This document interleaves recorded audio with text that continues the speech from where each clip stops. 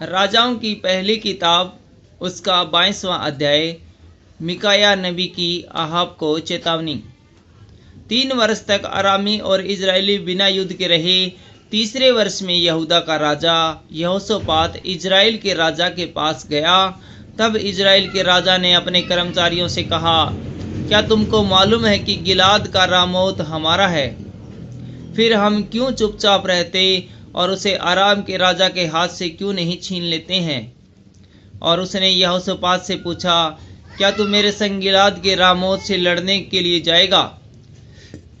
यहोशापात ने इजराइल के राजा को उत्तर दिया, जैसा तू है वैसा मैं भी हूँ, जैसे तेरी प्रजा है वैसे ही मेरी भी प्रजा है, और जैसे तेरे घोड़े हैं वैसे मेरे भी घोड़े हैं। फिर यहोशापात ने इजराइल के राजा से कहा, आज यहोवा की इच्छा मालूम कर ले। तब इजराइल के राजा ने नबियों को, जो कोई 400 पुरुष थे, इकट्ठा करके उनसे पूछा, क्या मैं गिलाद के रामोत से युद्ध करने के लिए चढ़ाई करूं या रुका रहूं? उन्होंने उत्तर दिया, चढ़ाई कर, क्योंकि प्रभु उसको राजा के हाथ में कर देगा। परंतु यहोशापात ने पूछा, क्या यहाँ यहोवा का और कोई नबी नहीं है जिससे हम पूछ ले? इजराइल के राजा ने यहोशापात से कहा, हाँ, यिमला का पुत्र मीकाहा एक पुरुष और है जिसके द्वारा हम यहोवा से पूछ सकते हैं, परंतु मैं उससे घृणा करता हूँ, क्योंकि वह मेरे विषय कल्याण की नहीं वरन हानि की ही भविष्यवाणी करता है। यहोशापात ने कहा, राजा ऐसा न कहे। तब इजराइल के राजा ने एक हाकिम को बुलवाकर कहा, यिमला के पुत्र मिकाया को फुर्ती से ले आ। इजराइल का राजा और यहूदा का राजा यहोशापात अपने अपने राजवस्त्र पहने हुए शोम्रोन के फाटक में एक खुले स्थान में अपने अपने सिंहासन पर विराजमान थे, और सब भविष्यवक्ता उसके सम्मुख भविष्यवाणी करते थे। तब कन्नाना के पुत्र सिदकिय्याह ने लोहे के सींग बनाकर कहा, यहोवा यूं कहता है, इससे तू अरामियों को मारते मारते नष्ट कर डालेगा। और सब नबियों ने इसी आशय की भविष्यवाणी करके कहा, गिलाद के रामोत पर चढ़ाई कर और तू किरतात हो, क्योंकि यहोवा उसे राजा के हाथ में कर देगा। जो दूत मिकाया को बुलाने गया था, उसने उससे कहा, सुन, भविष्यवक्ता एक मुंह से राजा के विषय शुभ वचन कहते हैं, तो तेरी बातें उसकी सी हो, तो भी शुभ वचन कहना। मिकाया ने कहा, यहोवा के जीवन की शपथ, जो यहोवा मुझसे कहे वही मैं कहूँगा।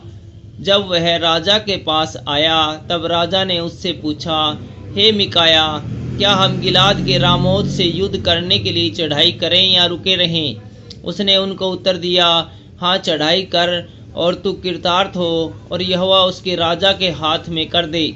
राजा ने उससे कहा, मुझे कितनी बार तुझे शपथ धराकर चिताना होगा कि तू यहोवा का स्मरण करके मुझसे सच ही कहे? मिकाया ने कहा, मुझे समस्त इजराइल बिना चरवाही की भेड़ बकरियों के समान पहाड़ों पर तितर बितर देख पड़ता है, और यहोवा का यह वचन आया, वे तो अनाथ है, तो वे अपने अपने घर कुशल क्षेम से लौट जाएं। तब इजराइल के राजा ने यहोशापात से कहा, क्या मैंने तुझसे नहीं कहा था कि वह मेरे विषय कल्याण की नहीं हानि की ही भविष्यवाणी करेगा? मिकाया ने कहा, इस कारण तू यहोवा का यह वचन सुन, मुझे सिंहासन पर विराजमान यहोवा और उसके पास दाहिने बाएं खड़ी हुई स्वर्ग की समस्त सेना दिखाई दी है। तब यहोवा ने पूछा, अहाब को कौन ऐसा बहकाए कि वह गिलाद के रामोत पर चढ़ाई करके खेत आए? तब किसी ने कुछ और किसी ने कुछ कहा। अंत में एक आत्मा पास आकर यहोवा के सम्मुख खड़ी हुई और कहने लगी, मैं उसको बहकाऊंगी। यहोवा ने पूछा, किस उपाय से? उसने कहा, मैं जाकर उसके सब भविष्यवक्ताओं में बैठकर उससे झूठ बुलवाऊंगी। यहोवा ने कहा, तेरा उनको बहकाना सफल होगा, जाकर ऐसा ही कर। तो अब सुन, यहोवा ने तेरे इन सब भविष्यवक्ताओं के मुंह में एक झूठ बोलने वाली आत्मा बैठाई है, और यहोवा ने तेरे विषय हानि की ही बात कही है। तब कन्नाना के पुत्र सिदकिय्याह ने मिकाया के निकट जा उसके गाल पर थप्पड़ मारकर पूछा, यहोवा का आत्मा मुझे छोड़कर तुझसे बातें करने को किधर गया? मिकाया ने कहा, जिस दिन तू छिपने के लिए कोठरी से कोठरी में भागेगा तब तुझे ज्ञात होगा। तब इजराइल के राजा ने कहा, मिकाया को नगर के हाकिम आमोन और योआस राजकुमार के पास ले जा। और उसने उससे कहा, राजा यूं कहता है कि इनको बंदी गृह में डालो और जब तक मैं कुशल से न आऊं तब तक इसे दुख की रोटी और पानी दिया करो। और मिकाया ने कहा, यदि तू कभी कुशल से लौटे तो जान कि यहोवा ने मेरे द्वारा नहीं कहा। फिर उसने कहा, हे लोगों, तुम सब के सब सुन लो। अहाब की मृत्यु।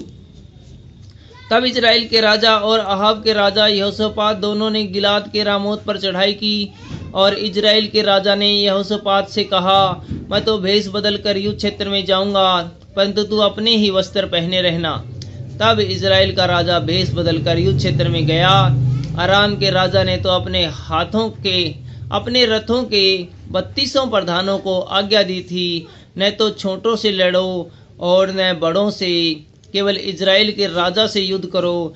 अतः जब रथों के प्रधानों ने यहोशापात को देखा तब कहा, निश्चय इजराइल का राजा वही है, और वे उसी से युद्ध करने को मुड़े।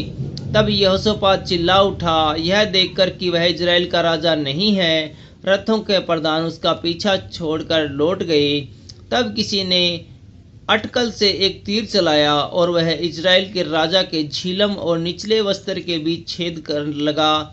तब उसने अपने सारथी से कहा, मैं घायल हो गया हूँ, इसलिए बागडोर फेंककर मुझे सेना से बाहर निकाल ले चल।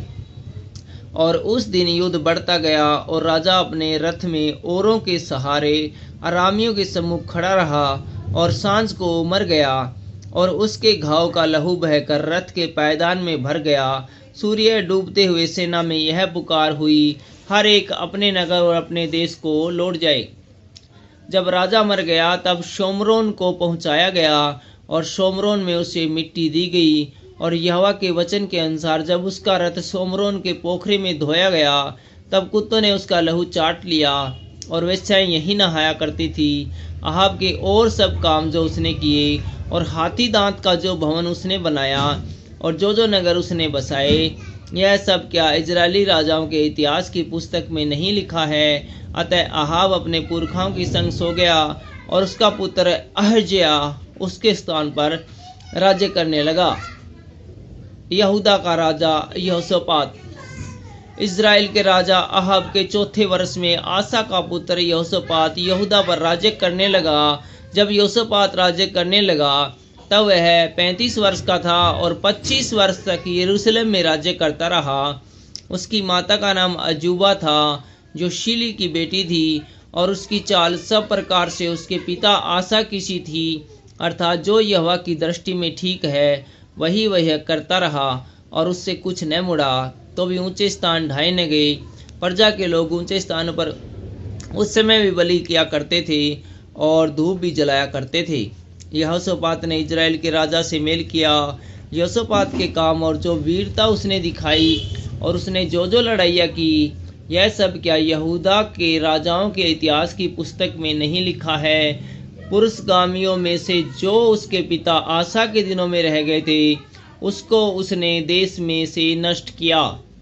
उस समय एदोम में कोई राजा न था, एक नायब राजकाज का काम करता था। फिर यहोशापात ने तारशीश के जहाज सोना लाने के लिए और ओपीर जाने के लिए बनवा लिए, परंतु वे एश्योगेबेनेगेर में टूट गए, इसलिए वहां न जा सके। तब अहाब के पुत्र अहज्या ने यहोशापात से कहा, मेरे जहाजियों को अपने जहाजियों के संग जहाज़ों में जाने दे। परंतु यहोशापात ने इनकार किया और यहोशापात अपने पुरखाओं के संग सो गया और उसको उसके पुरखाओं के साथ उसके मूल पुरुष दाऊद के नगर में मिट्टी दी गई और उसका पुत्र अहोराम उसके स्थान पर राज्य करने लगा। इजराइल का राजा अहज्या। यहूदा के राजा यहोशापात के 17वें वर्ष में अहाब का पुत्र अहज्या सोमरोन में इजराइल पर राज्य करने लगा और 2 वर्ष तक इजराइल पर राज्य करता रहा। उसने वह किया जो यहोवा की दृष्टि में बुरा था और उसकी चाल उसके माता पिता और नबात के पुत्र यारोबाम की सी थी, जिसने इजराइल से पाप कराया था। जैसा उसका पिता बाल की उपासना और दंडवत करने से इजराइल के परमेश्वर यहोवा को क्रोधित करता था, वैसे ही ओहिजिया भी करता रहा। Thank you.